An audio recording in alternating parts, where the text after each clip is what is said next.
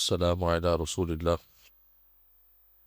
أما بعد فأعوذ بالله السميع العليم من الشيطان اللعين الرجيم.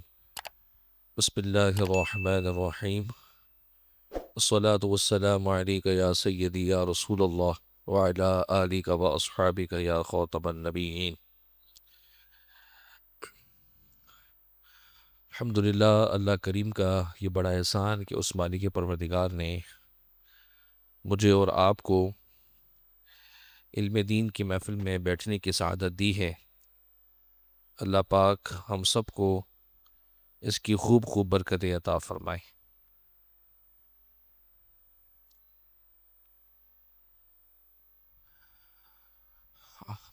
قیامت کے بارے میں جو اس کا علم ہے یہ ہم سیکھ رہے ہیں، اور اس حوالے سے ہم نے علامت صغریٰ یعنی وہ قیامت کی علامتیں جو چھوٹی علامتیں ہوتی ہیں ان کے بارے میں سماعت کر لیا تھا، جس پہ بہت ساری چیزیں ہم نے ضمناً اس حوالے سے جو ہے وہ پڑھ لی، مطلب سیکھ لی ہیں کہ کن کن چیزوں سے قیامت کے وقت جو ہے قیامت کا جو ہے وہ ظہور ہوگا۔ اور میں نے یہ پہلے بھی آپ کو بتایا تھا کہ کچھ چیزیں ہوتی ہیں جو بہت چھوٹی ہوتی ہیں اور وہ چھوٹے چھوٹے واقعات سے ملتے ملتے بڑے واقعات جو ہیں وہ بنتے ہیں۔ ان چھوٹے واقعات میں جن جن چیزوں کے بارے میں ہم نے یہاں پر سماعت کیا وہ سارے جو ہے وہ ہم نے یہاں پڑھ لیے تھے، جو حدیث پاک میں آئے کہ رشوت خوری ہے، سود خوری ہے، بے حیائی ہے، اس حوالے سے یہ ساری چیزیں جو ہیں وہ بڑھ جائیں گی۔ قرآن مجید کے حوالے سے ہم نے سماعت کیا کہ اس سے جو ہے وہ غلط طریقے سے پڑھا جائے گا، قرآن مجید میں تحریفیں ہوں گی۔ یہ ساری چیزیں ہم نے اس میں پڑھ لی تھیں۔ اب آتے ہیں علامات کبریٰ کی طرف، یعنی قیامت کے وقت وہ 10 بڑی علامتیں قیامت کے بارے میں۔ قیامت تو یہ ہے علامت کبریٰ۔ علامت صغریٰ پڑھی تھی نا، چھوٹی علامتیں، ہے نا، اب ہے بڑی بڑی علامتیں، بڑی نشانیاں ہیں۔ مسلم شریف کی حدیث پاک ہے، اس مسلم شریف کی حدیث پاک میں یہ 10 علامات لکھی گئی ہیں، اور بھی جگہ بہت ساری کتب احادیث میں قیامت کے حوالے سے ذکر ہوا ہے، بخاری میں بھی ہے، اس کے علاوہ دیگر کتب کے اندر ہے۔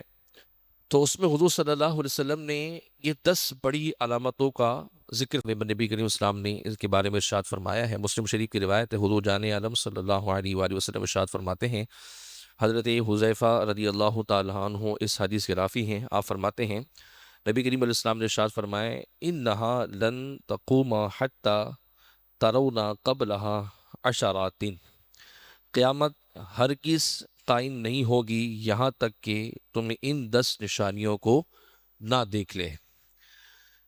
فذکر، پھر اس کے بعد اللہ کے نبی نے ذکر فرمایا، پہلی جو نشانیاں تھی الدخانہ، یعنی ایک دھوئیں کا ظاہر ہونا، ایک دھواں ہوگا، وہ دھواں کہ جو پوری دنیا کو اپنی لپیٹ میں لے لے گا۔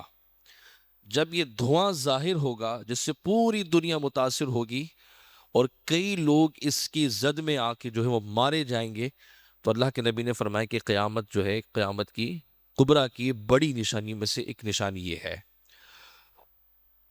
دوسرا اللہ کے نبی نے ذکر فرمایا والدجال، دجال کا ظاہر ہونا۔ یہ وہی دجال ہے جس کے بارے میں حدیثوں میں آتا ہے کہ اس کے بڑے بال ہوں گے، کانا ہوگا، ایک آنکھ والا ہوگا، جس کی تفصیل ہم ابھی پڑھتے جائیں گے، یہ ابھی صرف آپ کو بتا رہا ہوں میں۔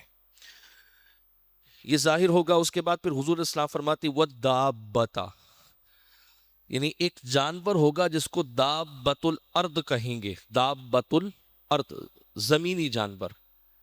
اور یہ صفا جو پہاڑی ہے حرم کعبہ کے اندر، تو اس سے وہاں سے یہ ظاہر ہوگا، پوری دنیا میں پھرے گا۔ جناب سلیمان علیہ السلام کی انگوٹھی اس کے پاس ہوگی، حضرت موسیٰ کا عصا اس کے پاس ہوگا، مومنوں پر ماتھے پہ مومن لکھے گا، کافروں پر کافر ان کے ماتھے پر نقش کر دے گا۔ تو یہ جانور بھی ظاہر ہوگا دابۃ الارض کے نام سے۔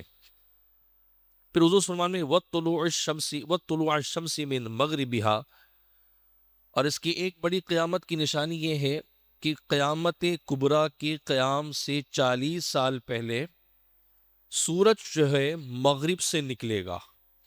یعنی ایک ایسا وقت آ جائے گا کہ سورج جب مغرب میں ڈوبتا ہے تو سورج ڈوبا رہے گا. لوگ سو سو کے پریشان ہو جائیں گے، رات گزر جائے گی، راتیں گزر جائیں گی اور وہ نکلے گا نہیں. پھر وہ پریشان ہوں گے کہ کیا عجیب بات ہے کہ سورج جو ہے وہ نکل نہیں پا رہا ہے. پھر ناگانی طور پہ جہاں سے ڈوبا تھا وہیں سے سورج جو ہے وہ نکلنا شروع ہو جائے گا، اور یہ قیامت کی نشانیوں میں سے ہے. اور جس وقت یہ ہوگا، مطلب سورج کا مغرب سے نکلنا ہوگا، تو سمجھیے کہ اب 40 سال ہیں قیامت کو اور جو ہے وہ قائم ہونے میں، اور اس کے بعد پھر کسی کی توبہ قبول نہیں ہوگی، کسی کا ایمان قبول نہیں ہوگا. جو کافر ہوگا پھر وہ کافر ہی مرے گا. اس کے بعد حضور علیہ السلام نے ارشاد فرمایا وَنُزُولَ عِیسیٰ ابن مریم، یعنی حضرت عیسیٰ کا نزول ہوگا. حضرت عیسیٰ علیہ السلام دوبارہ دنیا میں تشریف لے کے آئیں گے. پھر حضور علیہ السلام نے فرمایا وَيَأْجُوجَ وَمَأْجُوجَ، یاجوج ماجوج کا ظہور ہوگا. یہ انسان ہیں جو ابھی دنیا میں ہی ہیں لیکن چھپے ہوئے ہیں، مخفی ہیں. حضرت ذوالقرنین رضی اللہ تعالی عنہ قرآن مجید میں جن کا ذکر بھی ملتا ہے، انہی کے حوالے سے آتا ہے کہ انہوں نے دعا کے ذریعے ان لوگوں کو مخفی کر دیا تھا، ان کو دیوار میں قید کر دیا تھا. یہ بھی ظاہر ہوں گے. وَثَلَاثَةَ خُسُوفٍ، خسوف بالمشرقی و خسوف بالمغرب. پھر حضور علیہ السلام فرماتے ہیں مشرق اور مغرب میں. اور ایک اور مقام پہ حضور علیہ السلام نے فرمایا مشرق و مغرب کے علاوہ وہ خسوف بجزیرۃ العربی. 3 مقامات ہوں گے، ایک مشرق کا ہوگا، ایک مغرب کا ہوگا، ایک عرب کا مقام ہوگا. ان تینوں جگہوں کی زمینیں جو ہیں وہ دھس جائیں گی، زبی موز ہو جائیں گی. مشرق کی بھی، مغرب میں بھی، اور کچھ علاقے عرب کے ہوں گے، وہاں کی بھی جو زمینیں ہوں گی وہ لوگوں سمیت جو ہیں وہ دھس جائیں گی، زمین بوز ہو جائیں گے. تو اس صورت میں بھی ایک قیامت کی بڑی نشانی پائی جائے گی، جسے قیامت، جسے علامت کبریٰ کہا جاتا ہے. پھر حضور جان عالم صلی اللہ علیہ وسلم نے ارشاد فرمایا کہ سب سے آخر میں جو ہوگا، یمن کی طرف سے ایک آگ کا ظہور ہوگا، بہت بڑی آگ کا. اور یہی وہ آگ کا سبب ہوگا کہ جس وقت دوبارہ اللہ کریم جو ہے وہ لوگوں کو اٹھا کے معاشر کی طرف اب لے جائے گا. یعنی قیامت قائم ہوگی، پھر ان کو دوبارہ زندہ کیا جانے لگے گا. بہرحال یہ 10 علامتیں ہیں، اور اس کی کیفیات کیا ہیں قیامت کی، وہ ہم نے قرآن مجید میں پہلی کلاس میں سماعت کر لی تھی. زمین پھٹ جائے گی، آسمان پھٹ جائیں گے، تارے گر جائیں گے، زمین کو سورج کو لپیٹ دیا جائے گا. وہ ساری تفسیر ہم نے پڑھی ہے، وہ آخر میں دوبارہ ایک بار پھر اس کو دہرا لیں گے تاکہ اندازہ ہو جائے کہ قیامت کی وقوع کا انجام کیا ہے. یہ 10 علامتیں ہیں، انشاءاللہ ان کو تھوڑی تفصیل سے ہم اب سماعت کر لیتے ہیں. سب سے پہلی جو ہے وہ حضرت امام مہدی کا ظہور ہے، امام مہدی کا ظاہر ہونا ہے. اچھا، ہمارا یہ عقیدہ ہے کہ ابھی حضرت امام مہدی کا ظہور نہیں ہوا. بعض لوگ کہتے ہیں کہ وہ ہو چکا ہے اور وہ غیبت میں ہیں، وہ چھپے ہوئے ہیں، وہ غاروں کے اندر ہیں. ہمارا ایسا عقیدہ نہیں ہے.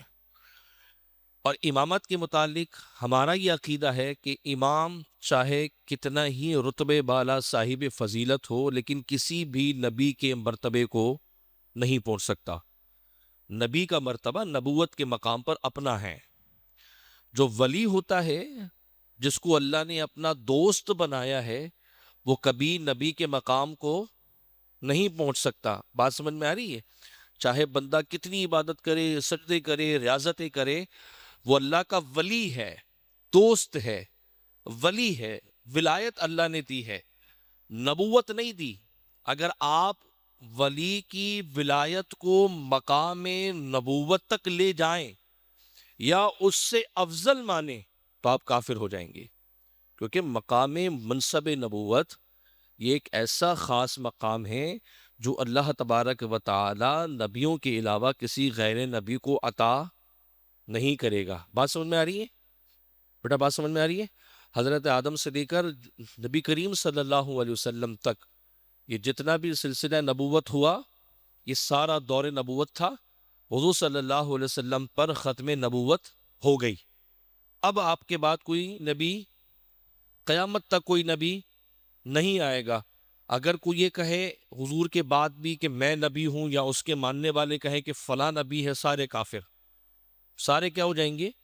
کافر ہو جائیں گے۔ اور حضور صلی اللہ علیہ وسلم نے یہ بھی ارشاد فرمایا ہے کہ قیامت تب تک ظاہر نہیں ہوگی جب تک کہ 30 جو ہے وہ جھوٹے مدعیان نبوت نہ ظاہر ہو جائیں گے۔ 30 لوگ ظاہر ہوں گے جو بڑی بڑے دعوے کریں گے۔ مقام عرب میں مسلمہ کذاب ظاہر ہوا تھا جس نے نبوت کا دعویٰ کیا، اور صدیق اکبر نے اس کو پھر جو ہے آپ نے جنگ فرمائی اور اس کو یرموک میں اس کو مارا۔ اسی طرح یمن کے اندر اسود انسا تھا، اور ہندوستان میں مرزا قادیانی ہوا، باہ اللہ ہوا۔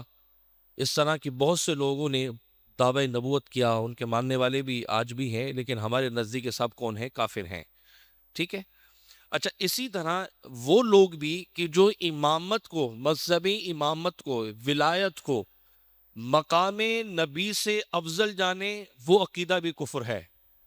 وہ عقیدہ بھی کیا ہے؟ کفر ہے۔ مثال کے طور پر میں آپ کو سمجھاؤں، کوئی اگر عقیدہ رکھتا ہے کہ حضرت علی رضی اللہ تعالی عنہ، ہمارے نزدیک امامت میں آپ کا بہت بڑا مقام ہے، شیر خدا ہیں، اللہ نے آپ کو اپنی ولایت، اپنی معرفت عطا فرمائی، اور حضور جان عالم صلی اللہ علیہ وسلم سے جو خاندانی نواز آپ کے مراتب ہیں اور نسبت جو ہے وہ ڈھکی چھپی نہیں ہے۔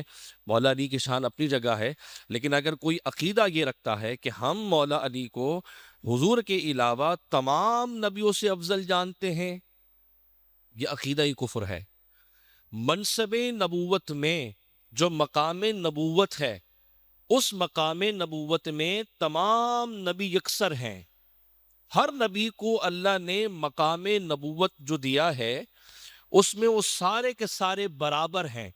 البتہ بعض انبیاء کے رتبے دوسروں سے افضل ہو سکتے ہیں، ٹھیک ہے؟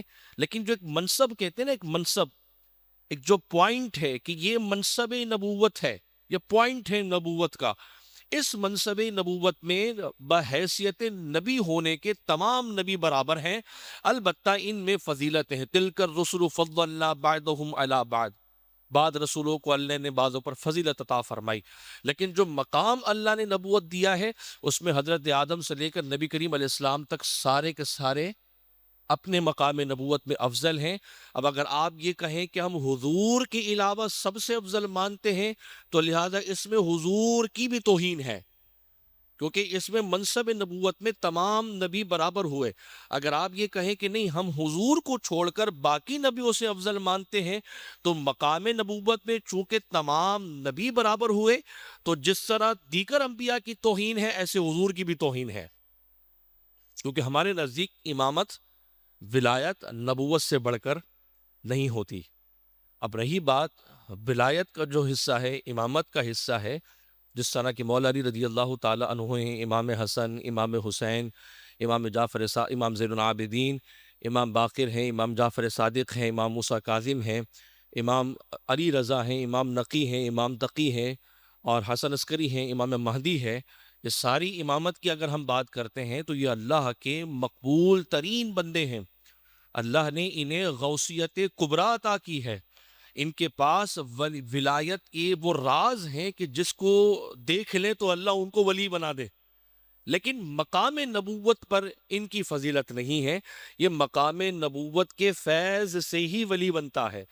جو نبی کے فیض سے ولی بنا ہو تو وہ نبی کے مقام تک کیسے پہنچ سکتا ہے؟ بات سمجھ میں آ رہی ہے؟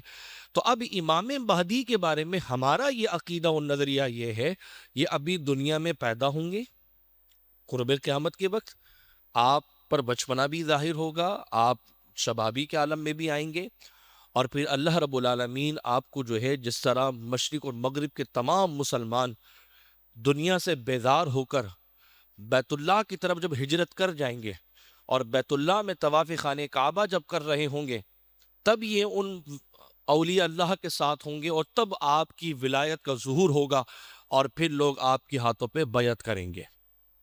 ہمارا عقیدہ و نظریہ امام مہدی کے بارے میں یہ ہے، اور جب بیعت کریں گے تو یہیں سے پھر آپ قافلے بنا کر دمشق کی طرف جائیں گے دجال کو مارنے کے لیے۔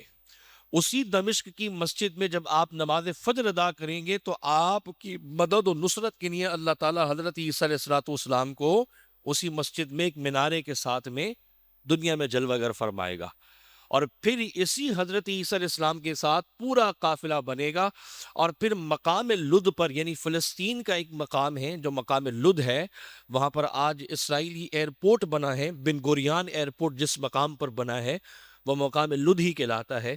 اسی مقام پر جا کے پھر حضرت عیسیٰ علیہ السلام، امام مہدی اور تمام مسلمان جو آپ کے ساتھ ہوں گے وہ دجال کو وہاں جا کے ماریں گے، اس مقام پر جا کے دجال مرے گا۔ تو امام مہدی کا ظہور ہوگا، آپ ابھی دنیا میں جلوہ گر ہوں گے۔ امام حسن حضرت امام حسن مجتبی رضی اللہ تعالی عنہ کی اولاد پاک سے اللہ آپ کو پیدا فرمائے گا۔ آپ کی والدہ حسینی سیدہ ہوگی، اور آپ جو ہے وہ حسنی سید ہوں گے۔ ایک بات میں آپ کو بتاؤں، کچھ لوگوں کا ماننا یہ ہے کہ امام حسن کی اور نسل نہیں بچی، امام حسن کی جو نسل ہے وہ ختم ہو گئی معرکہ کربلا میں، کیونکہ امام حسن کے حضرت امام حسین کے ساتھ امام حسن کے بڑے شہزادے حضرت امام حسن مثنی رضی اللہ تعالیٰ عنہ بھی موجود تھے، اور حضرت امام حسن مثنی یہ بہت بڑے، سمجھیے کہ اپنے وقت یہ عالم، فقیہ، محدث، بڑا اللہ نے آپ کو علم عطا فرمایا۔ امام زین العابدین رضی اللہ تعالیٰ عنہ سے، جو کہ امام حسین کے شہزادے ہیں، 2 سال بڑے ہیں، حضرت امام حسن مثنی جو کہ امام حسن کے بیٹے ہیں، اور آپ نے اپنے دادا پاک مولا علی رضی اللہ تعالیٰ عنہ کے ساتھ 8 سال زندگی کو گزارے ہیں، اور آپ ہی حضرت امام حسین کے ساتھ شریکان کربلا میں تھے، اور امام حسین کی لخت جگر حضرت فاطمۃ الصغریٰ رضی اللہ تعالی عنہا کا نکاح بھی حضرت امام حسن مثنی سے ہوا ہے، اور یہ حضرت فاطمۃ الصغریٰ رضی اللہ تعالی عنہا یہ وہی ہیں کہ جب ان کا نکاح امام حسن مثنی رضی اللہ تعالی عنہ سے ہوا تو حضرت فاطمۃ الصغریٰ بھی اس معرکہ کربلا میں موجود تھیں۔ اگر آپ اللہ تعالیٰ آپ کو مدینہ شریف لے جائے تو آپ مدینہ شریف میں جس وقت مرکزیہ میں داخل ہوتے ہیں تو ایک چورایا آتا ہے، اس چوراہے پہ ایک مسجد بنی ہوئی، مسجد عنبریہ، وہ ترکوں کے زمانوں کی ہے، تو اسی مسجد عنبریہ کے بیک سائڈ پہ ایک گھر ہے، وہ گھر آج بھی موجود ہے، اس کو تھوڑا بند کیا ہوا ہے، وہ حضرت فاطمۃ الصغریٰ رضی اللہ تعالی عنہا یہی حضرت امام حسن مثنی کی اہلیہ کا گھر ہے۔ حضرت امام حسن مثنی کی 2 روایتیں، یا تو آپ کا مزار جنت البقیع میں ہے، اور دوسری روایت یہ یمبو کے اندر 280 کلومیٹر کی مسافت میں مدینہ کے شریف کی طرف ایک علاقہ آتا ہے یمبو کا، وہاں آپ کا مزار شریف ہے۔ تو بہرحال تھوڑا سا ذکر میں نے حضرت امام حسن مثنی کا کیا، اور یہی وہ حضرت امام حسن مثنی ہیں جو معرکہ کربلا میں یزیدی فوج کے ظلم و ستم سے زخمی ہوئے تھے، مگر آپ کے ماموں نے پہچان لیا تھا اور آپ زندہ تھے، تو یزیدی فوجوں کو لالچ دے کر، مال دے کر اپنے شہزادے، اپنے بھانجے کو بچا لیا تھا۔ تو 2 شہزادے تجھے خاندان نبوت کے، اہل بیت کے، معرکہ کربلا میں بچ گئے تھے، ایک حضرت امام زین العابدین جن کے بارے میں ہم سب جانتے ہیں، اور دوسرے حضرت امام حسن مثنی رضی اللہ تعالی عنہ۔ اچھا، دوسرے یہ کہتے ہیں کہ حضرت امام حسن مثنی اس معرکے میں شہید ہو گئے تھے، لہٰذا آپ کی کوئی اولاد دنیا میں نہیں ہے۔ ہم یہ کہتے ہیں کہ نہیں، آپ حیات تھے، پھر آپ صحیح ہوئے، صحتیاب ہوئے، آپ مدینہ شریف میں آئے، اللہ نے آپ کو ایک طویل عمر عطا فرمائی، پھر آپ کی اولاد پاک چلی، حضرت امام حسن مثنی کے شہزادے ہوئے عبداللہ محض، ان کے بیٹے تھے نفس زکیہ، انہی کے بیٹے حضرت عبداللہ شاہ غازی رحمۃ اللہ تعالی علیہ ہیں جن کا مزار کراچی کے اندر موجود ہے۔ پھر بعد میں نسل چلی، اور امام مہدی کا ظہور بھی حضرت امام حسن مثنی کی اولاد سے ہوگا، ٹھیک ہے، لیکن وہ چونکہ ان کی اولادوں کے قائل نہیں ہیں، اس لیے انہیں یہ عقیدہ رکھنا پڑا کہ بھائی وہ زندہ ہیں اور حسینی سید ہیں اور وہ مخفی ہوئے ہیں۔ اگر ظہور کو مان لیں گے امام مہدی کے تو امام حسن کی اولاد کو ماننا لازم آ جائے گا، اور امام حسن کی اولاد کو لازم ماننا آئے گا تو وہ مان نہیں سکتے، کیونکہ خاندان نبوت کو ان لوگوں نے اپنے حصے کا بنایا ہوا ہے کہ جس کو ہم کہیں گے وہی اہل بیت ہیں، اور جو اہل بیت کے ہوتے ہوئے بھی ان کو سمجھ نہ آئے تو وہ اس کو ریجیکٹ کر دیتے ہیں، کہ ان کو ہم نے نکال دیا ہے. ہم وہ حسینی اور حسنی نہیں ہیں الحمدللہ، ہم وہ مولائی ہیں، مولا علی کے ماننے والے، کہ آپ کے ہر شہزادے کو ہم نے اپنے ایمان کا حصہ بنایا ہوا ہے، چاہے وہ حسنی ہوں چاہے وہ حسینی ہو. اگر حسینی خاندان نبوت کو مانے تو وہ کہتے ہیں بھائی ہمارے نزدیک 12 امام ہیں. ہم یہ کہتے ہیں 12 نہیں، 12 سے بھی زیادہ ہیں. امام حسن، امام حسین کے شہزادے جیسے خاندان نبوت کے شہزادے ہیں، ایسے ہی امام حسن کے اولاد بھی خاندان نبوت کے شہزادگان ہیں. اللہ تعالیٰ نے غوثیت کبریٰ امام حسین کی اولادوں میں رکھی تھی. امام حسن کو غوثیت کبریٰ ملی، امام حسین کو ملی ہے. امام حسن کے بعد امام حسین کے شہزادوں میں منتقل ہوئی امام زین العابدین، امام باقر، امام جعفر، امام موسیٰ کاظم، امام علی رضا، امام نقی، امام تقی حسن عسکری، ان سب کو غوثیت کبریٰ ملی ہے. اس کے بعد جا کے اب ہمارے نزدیک غوثیت کبریٰ کا تاج اگر اللہ نے کسے دیا ہے تو شیخ عبد القادر جیلانی غوث اعظم رضی اللہ تعالی عنہ کو ملا ہے. آپ بھی حسنی سید ہیں، اور وہ ایک بڑا ایک خطہ یہ کہتا ہے کہ ہم غوث پاک کو مانتے ہی نہیں ہیں، کیونکہ ان کے نزدیک حسنی سید کا وجود ہی نہیں ہے.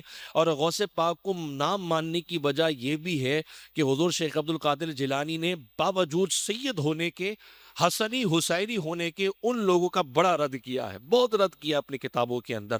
تو اب غوثیت کبریٰ امام حسن کے پاس ہے، اور اس کے بعد اب غوثیت کبریٰ جو ہے امام شیخ عبد القادر جیلانی رضی اللہ تعالی عنہ کے پاس ہے. اور اب غوثیت کبریٰ اللہ تعالیٰ امام مہدی کو عطا فرمائے گا. اور یہ شان دیکھیے اللہ کریم کی کہ جنہوں نے امام حسن کی اولادوں کو نہیں مانا، اللہ کریم نے امام حسن کی اولادوں میں ہی قیامت تک غوثیت کبریٰ کو رکھ دیا، یا حضور شیخ عبد القادر جیلانی کو عطا کر دی، اور اب امام مہدی کو عطا کی جائے گی. تو یہ تھوڑا سا عقیدے والی بات تھی، اور امام مہدی کو سمجھانا تھا کہ یہ ہے کون، آپ سمجھ لیجئے. ہم امام مہدی کو علیہم السلام نہیں کہتے، ہم امام مہدی کو رضی اللہ تعالی عنہ کہتے ہیں. ہمارے نزدیک یہ دنیا میں جلوہ گر ہوں گے، یہ پیدا ہوں گے، شبابی آئے گی، جوانی آئے گی، آپ بڑے ہوں گے، پھر بیت اللہ میں جائیں گے، وہاں جا کے پھر جو ہے خلافت کا آپ جو ہے وہ اعلان فرمائیں گے. اور روایت میں آتا ہے حضور جان عالم صلی اللہ علیہ وسلم نے فرمایا ہے کہ قرب قیامت کے وقت میری اولادوں میں سے ایک شخص کو پیدا کیا جائے گا جو کفر کو مٹائے گا، گمراہیت کو مٹائے گا، خلافت کو قائم کرے گا، امن کو قائم کرے گا. اس کا نام میرے نام کی طرح ہوگا، اس کے باپ کا نام بھی میرے والد کے نام کی طرح ہوگا. تو روایت میں آتا ہے دو باتیں کہ یا تو امام مہدی کا نام محمد بن عبداللہ ہوگا، یا پھر احمد بن عبداللہ ہوگا. نبی کریم صلی اللہ علیہ وسلم نے حدیث پاک میں ارشاد فرمایا ہے، ترمذی کی روایت ہے، آقا دو جہان صلی اللہ علیہ وسلم ارشاد فرماتے ہیں، حضرت عبداللہ بن مسعود رضی اللہ تعالی عنہ اس روایت کے راوی ہیں، نبی علیہ السلام ارشاد فرماتے ہیں، قال لا تقوم الساعة حتى يملك العرب من اہل البیت بباقی اسمہ اسمی. حضور جان عالم صلی اللہ علیہ وسلم ارشاد فرماتے ہیں قیامت قائم نہیں ہوگی یہاں تک کہ میری اہل بیت سے ایک آدمی عرب کا حاکم بن جائے گا جس کا نام میرے نام سا ہوگا. ایک اور روایت میں حضور جان عالم صلی اللہ علیہ وآلہ وسلم ارشاد فرماتے ہیں، ابو داؤد کی روایت ہے، عن ابی عبداللہ رضی اللہ تعالی عن النبی صلی اللہ علیہ وسلم قال لو لم يبقى من الدنيا الا يوم طول اللہ ذلك اليوم حتى يبعث فيه رجل من اہل البیت یواقی اسمہ اسمی و اسم ابیہ اسم ابی. فرماتے ہیں رسول کریم علیہ السلام نے ارشاد فرمایا دنیا میں ایک ایسا دن باقی ہے جسے اللہ تعالیٰ لمبا کر دے گا، اور اس میں میرے اہل بیت میں سے ایک آدمی کو امام بنا کر ظاہر کرے گا جس کا نام میرے نام سا ہوگا اور اس کے والد کا نام بھی میرے والد سا ہوگا. انہی روایات پر محدثین نے بڑا کلام کیا ہے، اور آپ نے فرمایا ہے کہ یہ حضرت امام مہدی پر نبی علیہ الصلوۃ والسلام نے ارشاد فرمائی ہے. اگر وہ مخفی ہوتے، چھپے ہوئے ہوتے تو حضور جان عالم صلی اللہ علیہ وسلم اس حدیث کے متعلق ضرور ارشاد فرماتے، لیکن اللہ کے نبی نے فرمایا ظاہر ہوں گے. ظاہر کا مطلب کیا ہے کہ کسی کو ان کا علم نہیں ہے، کسی کو ان کے بارے میں پتہ نہیں ہے. اب قیامت کے قریب جو ہے پھر وہ اپنے مقام کا، اپنی ولایت کا اظہار فرمائیں گے. آپ کو بڑا تعجب ہوگا کہ جن لوگوں کا یہ عقیدہ ہے کہ امام مہدی کا ظہور ہو چکا ہے اور وہ غاروں کے اندر غائب ہیں، تو انہوں نے کرونا میں ان کی صحت کے لیے دعا کروائی تھی کہ ان کے نزدیک انہیں بھی کرونا لاحق ہو گیا ہے. تو لہٰذا ان کی صحت کے لیے بھی دعا ہوئی، تو ان کے ہاں بہت ساری دعائیں ان کے نزدیک جو امامت غیب ہیں ان کے لیے کی گئی۔ تو بہرحال اب آپ اس سے اندازہ لگا لیں کہ جب خدا دین چھینتا ہے تو عقل بھی چھین لیتا ہے۔ بات صرف سمجھانے کی ہے، اس کو آپ کسی دوسرے وے میں لے کے نہیں جائیے گا، کیونکہ ہم اس ایمان کو مانتے ہیں جس ایمان کے اندر مذاق نہیں ہے، ہم اس اسلام و دین کے قائل ہیں جس کے اندر تمسخر نہیں ہے، ہم اس دین و نظریے کو ماننے والے ہیں جس کے دلائل اتنے مضبوط ہیں کہ جو بات کی جاتی ہے وہ بات حرف آخر بن جاتی ہے، کسی کو شکوک و شبہات اور تدہیق کا موقع نہیں ملتا۔ آپ دیکھیں حدیث پاک میں ایک واضح طور پہ اللہ کے نبی نے فرما دیا وہ ظاہر ہوں گے، تو بس وہ قیامت کے وقت آئیں گے اور وہ ان کا سلسلہ ہوگا۔ اور اچھا ہم پھر میں نے آپ کو کیا بتایا کہ ہمارے نزدیک جو امامت ہے وہ ولایت اپنا مقام رکھتی ہے، کوئی بھی امامت اور ولایت نبوت تک نہیں جا سکتی، لیکن ان کے یہاں 12 ائمہ کو جو نظریہ ہے وہ ان کی امامت مقام نبوت سے افضل ہے، اگر نہ مانی جائے تو وہ مومن ہی نہیں ہوگا۔ ہمارا ایسا عقیدہ نہیں ہے، بلکہ کھلی انبیاء کے توہین ہے اور یہ کفری عقیدہ ہے۔ خدا نہ کرے کوئی اہل بیت کی محبت میں ایسا عقیدہ رکھتا ہو جس میں توہین انبیاء پائی جائے تو وہ شخص جو ہے وہ پھر مسلمان نہیں ہو سکتا، بلکہ اس توہین انبیاء والے عقیدے میں تو ختم نبوت بھی خطرے میں ہے۔ عقیدہ ختم نبوت، ہم تو مانتے ہیں حضور کے بعد کوئی نبی نہیں ہے، آپ یہ کہتے ہیں حضور کو چھوڑ کو یہ شخص تمام نبیوں سے افضل ہوا، تو مقام نبوت کے اندر بھی شک پیدا کر دیا گیا ہے اور یہ بہت بڑی گستاخی ہے۔ تو لہٰذا ایسے عقیدے اور نظریے سے دور رہا جائے، ہمیں صرف وہ معلوم ہونا ہے جو ہمارے ایمان کا حصہ ہے۔ اس کے علاوہ حضور جان عالم صلی اللہ علیہ وسلم نے عبادت امام مہدی کے حوالے سے ایک اور بات ارشاد فرمائی، اور جس کے راوی خود مولا علی رضی اللہ تعالیٰ عنہ ہیں۔ نبی علیہ الصلوۃ والسلام ارشاد فرماتے ہیں مہدی میری اہل بیت سے ہوگا جس کی ایک ہی رات میں اللہ تعالیٰ اصلاح فرما دے گا۔ اصلاح سے مراد کیا ہے کہ ایک ہی رات میں اللہ تعالیٰ انہیں تمام معرفت، تمام ولایت کے جو انوارات ہیں وہ عطا کر دے گا اور ان پر ظاہر ہو جائیں گے، الہامی کیفیت ان پہ طاری ہو جائے گی اور پھر وہ لوگوں پر اپنا خلیفہ ہونا ظاہر کریں گے۔ بلکہ بعض روایتوں میں آتا ہے کہ وہ غیب سے ایک ندا آئے گی کہ یہ اللہ کا خلیفہ ہے، لہٰذا اس کی اطاعت کی جائے اور اس کو مانا جائے، اس پر بیعت کی جائے۔ جب غیب سے ہی خبر آئے گی تو لوگ پھر آپ کی طرف مائل ہوں گے اور آپ کی طرف بیعت کریں گے اور آپ کی طرف جو ہے وہ لشکر بنا کے اس کو مارنے کے لیے دجال کو نکلیں گے۔ حضرت ابو سعید خدری رضی اللہ تعالی عنہ راوی ہیں، حدیث پاک میں نبی کریم صلی اللہ علیہ وآلہ وسلم نے ارشاد فرمایا ہے کہ مہدی میری اولاد میں سے ہوگا، چوڑی پیشانی، باریک مگر لمبی ناک والا ہوگا، وہ زمین کو اس طرح عدل انصاف سے بھر دے گا جس طرح وہ ظلم و طغیان سے بھر دی گئی تھی۔ وہ 7 سال تک حکومت کرے گا، یہ بھی اللہ کے نبی نے فرمایا۔ کتنے سال تک؟ 7 سال تک آپ کی حکومت ہوگی اور تمام لوگ جو ہیں وہ آپ کی معیت میں آتے رہیں گے۔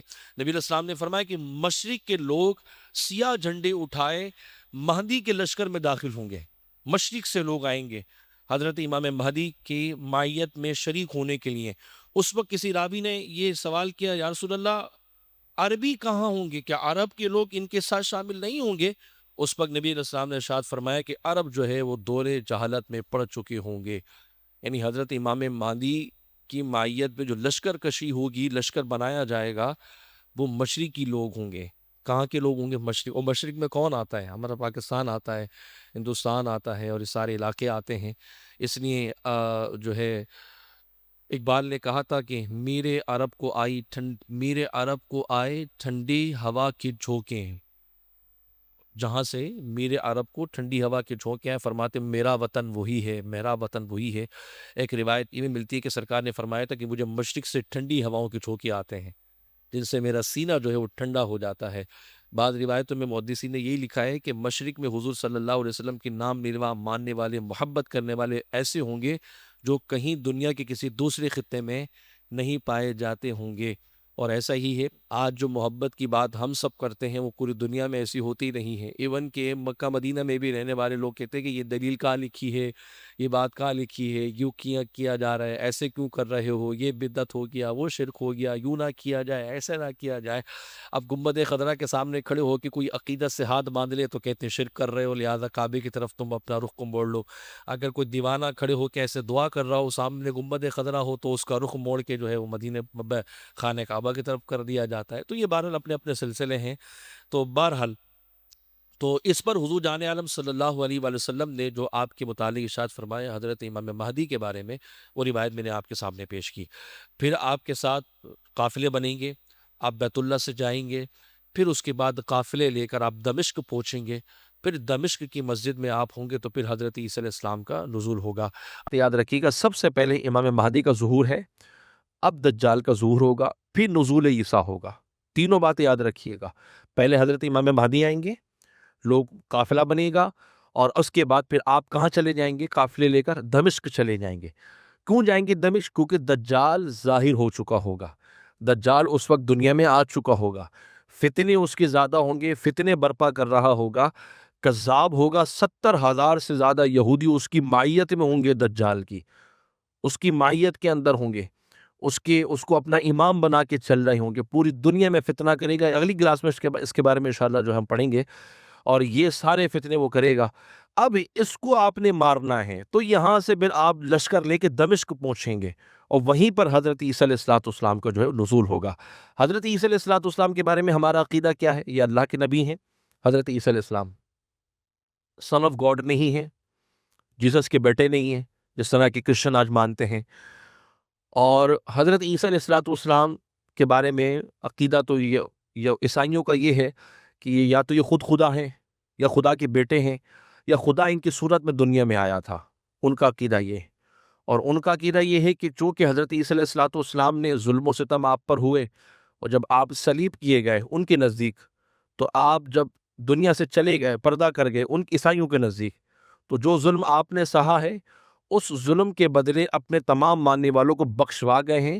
اب قیامت تک کوئی بھی عیسائی جتنا بڑا مجرم کیوں نہ ہو، لیکن اسے پھر حضرت عیسیٰ علیہ السلام جو ظلم سے گئے ہیں اس ظلم کے بدلے جہنم میں نہیں ڈالا جائے گا، وہ اپنے تمام اولادوں کو، اپنے ماننے والوں کو، فالوورز کو بخشوا گئے۔ اسی لیے یورپ ایک بہت بڑی جگہ ہے کرسچنٹی کا، اور وہ لوگ مانتے ہیں۔ اچھا، ان میں بھی دو گروہ ہیں عیسائیوں کے اندر، ایک تو کیتھولک ہیں جو آپ نے دیکھا ہوگا جس میں پاپیت پائی جاتی ہے، اور وائٹ کلر کے وہ لباس پہنتے ہیں جو ان کا وہ بھی ہوتا ہے، چوگا وغیرہ جو پہنتے ہیں۔ اور ایک ہوتے ہیں آرتھوڈکس یہودی، جو آج عیسائی جو آج بھی پرانے عقیدے پر ہیں، جو رشیا وغیرہ میں پائے جاتے ہیں۔ اس طرف آرتھوڈکس ہوتے ہیں، وہ کالا سوٹ پہنتے ہیں، کالی ٹوپی پہنتے ہیں۔ ان کا آرتھوڈکس جو عیسائی ہیں ان کا سلیب والا حساب ہے جو ہمارے یہاں عام طور پہ بنا ہوتا ہے کیتھولک کا، اور آرتھوڈکس والوں کا جو سلیب ہوتا ہے وہ الگ ہے، ہمارے مطلب ان لوگوں کے جو کیتھولک عیسائی ہیں اس سے الگ ان کا سلیب ہے۔ البتہ وہ حضرت عیسیٰ علیہ السلام کو اس پہ بنا کر شبیہ بنا کے پوجا نہیں کرتے، بس وہ حضرت عیسیٰ کی ایک تصویر سامنے رکھ کے یا ویسے ہی بنا تصویر کے پوجا کرتے ہیں، اور یہ تو سلیب بنا کے تصویریں لگا کے پوجا کرتے ہیں جو کیتھولک ہیں۔ اور پوری دنیا میں زیادہ تر کیتھولک جو ہیں وہ پائے جاتے ہیں، اور کیتھولک اور آرتھوڈکس ان دونوں میں بھی جو ہے وہ بڑی جھگڑے ہوئے۔ کیتھولک بعد میں اور بنے، کیونکہ آرتھوڈکس جو عیسائی تھے ان کا عقیدہ یہ تھا کہ پائیت جو ہوگی، پادری ازم جو ہوگا، جو بڑا پادری ہوگا وہی کتابیں پڑھے گا، وہی فیصلے کرے گا، اسی کے ہاتھ میں سارا نظام ہوگا، حکومت وہی چلائے گا۔ اب حتیٰ کہ کوئی زمین بھی خریدتا ہو تو زمین کا مالک بھی چرچ ہوگا، ان کا چرچ ہی ہوگا زمین کا مالک، عام بندہ نہیں ہو سکتا۔ تو پھر جا کے اسلام کو جب انہوں نے اسٹڈی کیا، اسلام کو دیکھا، اسلام میں حقوق کو دیکھے، تو ان کے اندر بھی تحریک آزادی جاگی۔ نے کہا کہ جب ایک مذہب اپنے لوگوں ماننے والوں پر مذہبی کوئی معاملات اور مراسم نہیں رکھتا ہے، ہر چیز انسان کی اپنی ہوتی ہے، وہ زکوٰۃ بھی نکالتے ہیں، وہ حج بھی کرتے ہیں، وہ قربانی بھی کرتے ہیں، وہ فیصلے بھی خود کرتے ہیں، خلافت ان میں قائم ہوتی ہے۔ تو اس عقیدے اور نظریوں کو لے کر بعد میں پھر جو ہے کیتھولک مذہب جو ہے انہوں نے ایجاد کیا۔ کیتھولک جو تھے وہ یہ کہتے تھے کہ ہم زمینیں بھی اپنی رکھیں گے، ہم ہاسپٹلز بھی بنائیں گے، ہم تعلیمی مرکز بھی قائم کریں گے، ہم علم کی بات بھی کریں گے۔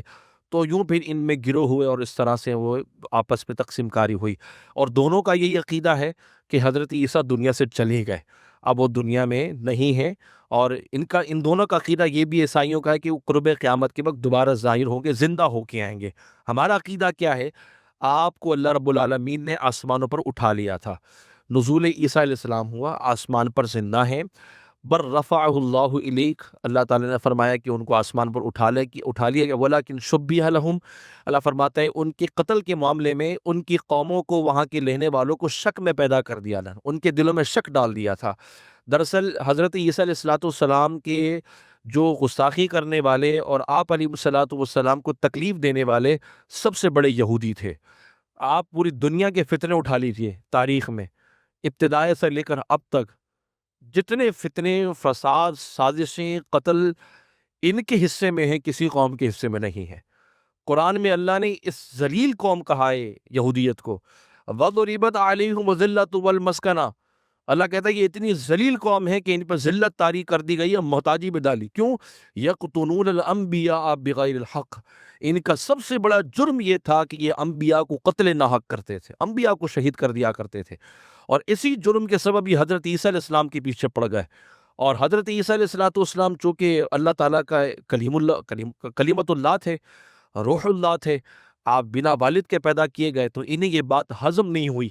حضرت عیسیٰ پر، آپ کی والدہ پر الزام لگائے، حضرت مریم پر، اور پھر انہوں نے یونان حکومت کے ساتھ مل کر، کیونکہ یونانی حکومت تھی، وہ بتوں کو ماننے والے تھے، لیکن یہودیوں کو ذرا معزز سمجھتے تھے کیونکہ وہ کتابوں کی باتیں کرتے تھے، تو انہوں نے یہودیوں نے یہ دعویٰ دائر کر دیا اس دور کی حکومت میں کہ ہمارے ہاں ایسا شخص آیا ہے جو بنا باپ کے پیدا ہوا ہے اور اس طرح کی باتیں کر رہا ہے، لہٰذا اس کے اوپر قانونی کارروائی کی جائے، وہ جھوٹ بولتا ہے۔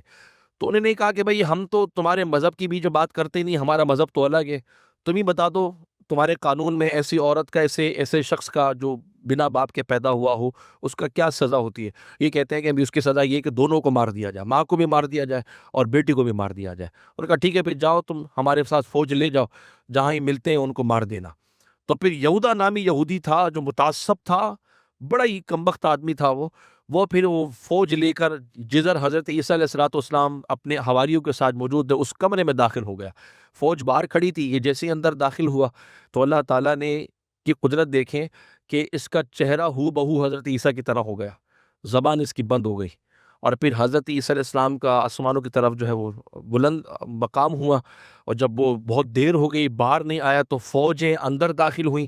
جب فوجیں اندر داخل ہوئیں تو انہوں نے دیکھا کہ یہ شخص ہے اور یہی شخص عیسیٰ کے نام سے جانا جاتا ہے، لہذا اس کو پکڑا۔ وہ چاہا بھی اس نے بتانا کہ میں ایسا نہیں ہوں، لیکن زبان اس کی کیا ہو گئی تھی، بند ہو گئی تھی۔ پھر بہرحال اس کو وہ کیلے وغیرہ گاڑ کے اور سلیب بنا کے اس کو وہاں لٹکا دیتے ہیں، اور پھر عیسائی یہ سمجھتے ہیں کہ وہ ان کا انتقال ہو گیا، پھر وہ لا کے ان کی قبر وغیرہ بناتے بہرحال، اور ہم یہ کہتے ہیں کہ وہ آسمانوں کی طرح۔ ہمارا ایمان یہی ہے، 4 انبیاء آج تک زندہ ہیں، 4 نبی، 2 آسمانوں پر، 2 زمینوں پر۔ حضرت ادریس علیہ السلام آپ جنت میں زندہ ہیں، لکھ لیجئے، 4 انبیاء حیات ہیں، 4 نبی ابھی تک کیا ہیں؟ زندہ ہیں، 2 آسمانوں پر اور 2 زمینوں پر، 2 آسمان پر اور 2 زمین پر۔ جو 2 آسمان پہ نبی حیات ہیں ان میں سے ایک نام حضرت عیسیٰ علیہ السلام کا ہے اور ایک حضرت ادریس علیہ السلام۔ کتنے نبی ہیں آسمانوں پر؟ تو کون کون سے؟ حضرت عیسیٰ علیہ السلام اور ایک حضرت ادریس علیہ السلام، حضرت عیسیٰ علیہ السلام اور ایک حضرت ادریس علیہ السلام، یہ 2 نبی آسمانوں پر زندہ ہے، اور دو نبی دنیا میں ہیں۔ ایک سمندری راہوں کو اللہ نے جن کو حکم کا نظام دیا ہے، اور ایک نبی کو خشکی کا نظام دیا ہے، وہ 2 نبی ہیں۔ ایک حضرت خضر علیہ السلام جن کو سمندری راہوں پر اللہ نے معمور کیا ہے، اور آپ نے حضرت موسیٰ کا واقعہ بھی سورہ کہف میں پڑھا ہوگا، جو آپ خضر علیہ السلام سے ملاقات کرنے گئے تھے، وہ سمندر کے کنارے ہی ملاقات ہوئی تھی آپ سے ان کی۔ تو ایک حضرت خضر علیہ السلام ہیں، وہ زندہ ہیں زمین پر، اور ایک حضرت الیاس علیہ السلام، یہ بھی زمین پر زندہ ہیں، اور ان دونوں کے متعلق روایتوں میں آتا ہے کہ یہ ہر سال حج بھی کرتے ہیں، ہر سال حج کرتے ہیں، اور یہ عرفات کی اس میدان میں جس کو چاہے اپنے آپ کو ظاہر کر کے اس سے ملاقات بھی کرتے ہیں۔ اور کئی صوفیاء کے بارے میں کتابوں میں آتا ہے کہ انہوں نے اپنے زندگی میں میدان عرفات میں یا بیت اللہ میں، خانہ کعبہ میں حضرت خضر علیہ الصلوۃ والسلام کو پہچانا بھی اور ان سے ملاقات بھی کی ہے۔ تو یہ 4 انبیاء جو ہیں ابھی تک زندہ ہیں، اللہ کریم نے انہیں حیات رکھا ہے، اس میں سے حضرت عیسیٰ علیہ السلام بھی ہیں، اور یہ آسمانوں سے قرب قیامت کے وقت اتارے جائیں گے۔ اچھا، بڑی علامتوں میں سے ترتیب یاد ہوئی آپ کو؟ پہلے ترتیب کیا ہے؟ حضرت امام مہدی کا ظہور، اس کے بعد وہ کہاں جائیں گے؟ خانہ کعبہ میں جائیں گے۔ خانہ کعبہ میں جائیں گے تو نیک لوگ جو ہوں گے وہ سب آپ کے ہاتھوں پر بیعت کر لیں گے، اور پھر اس کے بعد مشرقی لوگ آئیں گے قافلے بنا کر، کس لیے؟ حضرت مہدی کے لشکر میں شامل ہونے کے لیے۔ وہ لشکر کون سا ہوگا؟ جو دجال کو مارنے کے لیے بنایا جائے گا، اس سے لڑنے کے لیے معرکہ آرائی ہوگی، اور پھر یہ اس لشکر کو لے کے کہاں جائیں گے؟ ملک شام یعنی دمشق میں آپ جائیں گے، اور اسی دمشق میں جب آپ نماز فجر ادا کریں گے تو کس کا ظہور ہوگا، نزول ہوگا؟ حضرت عیسیٰ علیہ السلام کا نزول ہوگا، اور ان دونوں ہستیوں کے بیچ میں دجال دنیا میں اپنے فتنے پھیلا رہا ہوگا، وہ دنیا میں آ چکا ہوگا۔ اتنی بات یاد ہو گئی ہے؟ حضرت امام مہدی، پھر آپ دمشق، پھر حضرت عیسیٰ کا نزول، اور بیچ میں دجال جو ہے وہ ظاہر ہو چکا۔ یعنی تیسرے موقع پر جو بڑی علامت وہ حضرت عیسیٰ کا نزول ہے، پہلی حضرت امام مہدی ہے، دوسرا دجال ہے، کہ دجال ظاہر ہو چکا ہوگا، اس کو مار کا آرائی کے لیے آپ دمشق جائیں گے، اور پھر وہاں سے حضرت عیسیٰ علیہ السلام کا نزول ہوگا، اور پھر یہ مقام قافلہ بنا کر مقام لط کی طرف جایا جائے گا۔ حدیث میں آتا ہے جب حضرت عیسیٰ علیہ السلام دنیا میں آئیں گے تو ان کی خوشبو سے، ابھی دنیا میں صرف جلوہ گر ہوئے ہیں، آئے ہیں، اترتے ہی ان کی خوشبو جو ہے وہ دجال کو محسوس ہو جائے گی، اور وہ پگھلنا شروع ہو جائے گا مارے خوف کے۔ جس طرح برف پگھلتی ہے دھوپ میں لے کے، سورج میں لے کے، کیسے پگھلنا شروع ہو جاتی ہے، اسی طرح مارے خوف کے جو ہے وہ پگھلنا شروع ہو جائے، کمزور پڑنے لگے گا وہ۔ اس لیے تو کہا گیا کہ حضرت عیسیٰ علیہ السلام صرف ایک وار کریں گے دجال پر، وہ ایک ہی وار میں مر جائے گا، کیونکہ وہ اتنا خوف و دبدبے میں آپ کے ہوگا کہ مقام لد میں پہنچے گا، اور وہیں پر ایک بڑا معرکہ ہوگا، مر جائے گا، پوری روئے زمین پر پھرے گا، مکہ اور مدینہ میں نہیں جا سکے گا، مکہ اور مدینہ میں وہاں نہیں پہنچ سکے گا۔ جیسے ہی مدینہ کی حد میں آئے گا، ایک جبل دخان یا جبل غرقان، وہ میرے ذہن میں صحیح سے نام نہیں آ رہا، وہ پہاڑ میں نے دیکھا ہے، جس کے بارے میں آتا ہے کہ آخری پڑاؤ مدینہ شریف میں اسی پہاڑ پر ہوگا دجال کا، اس سے اندر نہیں آئے گا، پھر وہ اس کے باہر اندر نہیں، فرشتے اسے وہیں سے مار کے جو ہے وہ باہر نکال دیں گے اسے۔ وہ پہاڑ بھی الحمدللہ میں نے دیکھا ہے، تو اسی پہاڑ پر یہ جو ہے وہ ہوگا، اور آپ کو بڑی حیرت ہوگی، اس پہاڑ پہ جو ہے وہ موجودہ دور کے جو بادشاہ ہیں ان کا محل بھی بنا ہوا ہے، آپ سمجھ سکتے ہیں، اسی پہاڑ پہ۔ بہرحال تو وہ ویکینڈ اپنا مطلب جو چھٹیوں کے دن ہوتے ہیں وہاں منانے کے لیے ادھر جاتے ہیں وہ، تو وہاں سے پھر خیر یہ حدود حرم میں داخل نہیں ہوگا، اور مسجد نبوی شریف کا جو حدود ہے، حدود حرم، وہاں پر بھی داخل نہیں ہوگا، پھر یہ نکلتا ہوا پوری دنیا سے چلتا ہوا جو ہے وہ لط کی طرف جائے گا۔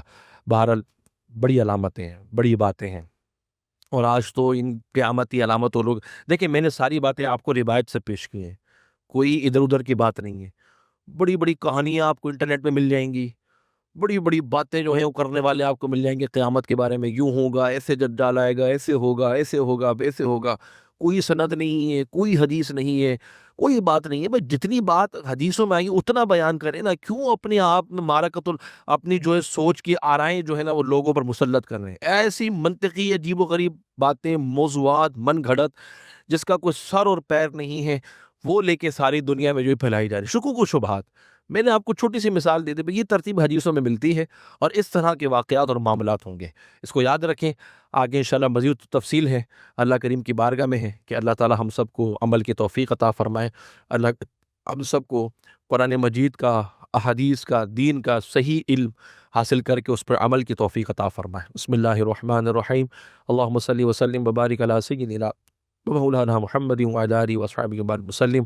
اللہم ربنا آتنا فی الدنیا حسنۃ وفی الآخرۃ حسنۃ وقنا عذاب النار۔ الہ العالمین ہم سب کی حاضری کو اپنی پاک بارگاہ میں قبول و منظور فرما، جو قابل علم باتیں ہیں سیکھ کر عمل کی توفیق عطا فرما۔ یا اللہ، یا کریم پروردگار عالم، میرے مالک، ہم سب کو حق بات ماننے، سمجھنے، اس پر عمل کی توفیق عطا فرما۔ میرے مولا، جو بے ادبی ہوئی، گستاخی ہوئی، یا اللہ، یا کریم پروردگار، کوئی ایسی بات منہ سے نکل گئی جو اس محفل کا تقاضا نہ ہو، تو جانتا ہے مولا، سب کو معاف فرما۔ یا اللہ، یہاں آنے والے جتنے بھائی ہیں، بچے ہیں، سب کو دونوں جہاں کی برکتیں عطا فرما۔ یا الہ العالمین دین میں خوب علم حاصل کر کے اس کی خدمت کی توفیق عطا فرما۔ ہماری مسجد کو، یہاں کی انتظامیہ، نمازی، محلے دار، ہمارے اس بزم کو سجانے والے جتنے بھی رفقا ہیں، جتنے بھی بھائی ہیں، یا اللہ یا کریم سب کو دونوں جہاں کی رحمت برکت خوب عزت عطا فرما۔ ہمارے والدین کی مغفرت فرما، بیماروں سے کلی عطا فرما، قرضوں سے نجات نصیب فرما، جو اپنے گھر کے طلب میں ہے یا اللہ انہیں اپنا گھر خریدنے کی توفیق عطا فرما۔ یا الہ العالمین، یا اللہ یا کریم پروردگار، ہم سب کو اہل خانہ کے ساتھ مقبول حج کی توفیق عطا فرما۔ یا الہی جو حج میں جا چکے ہیں، جانے والے ہیں، جو پہنچ چکے ہیں، یا اللہ سب کو اس سال کے مناسک حج کی توفیق عطا فرما۔ ہم سب کی دعائیں اپنی پاک بارگاہ میں قبول و منظور فرما۔ یا الہی جتنے فتنے ہیں جو ایمان کو کھا جاتے ہیں، ایسے فتنوں سے ہمیں، ہماری نسلوں کو محفوظ فرما، ہمارے گھر والوں کو محفوظ فرما، فلسطین کے مسلمانوں کی حفاظت فرما۔ یا الہ العالمین، یا اللہ جتنے بھی دشمنان اسلام ہیں، بالخصوص قادیانی یہودیوں کو تباہ و برباد فرما۔ یا الہ العالمین، مسلمانوں کو اتحاد نصیب فرما، ایک ہو کر عالم کفر سے لڑنے کی توفیق عطا فرما، مسلمانوں کو دینی اور دنیاوی، تعلیمی، ہر ہنر میں کامیابی نصیب فرما۔ ہم سب کی دعائیں الہی اپنی پاک بارگاہ میں قبول فرما۔ وصلی اللہ تعالی علی خیر خلقہ محمد و آلہ و اصحابہ اجمعین برحمتک یا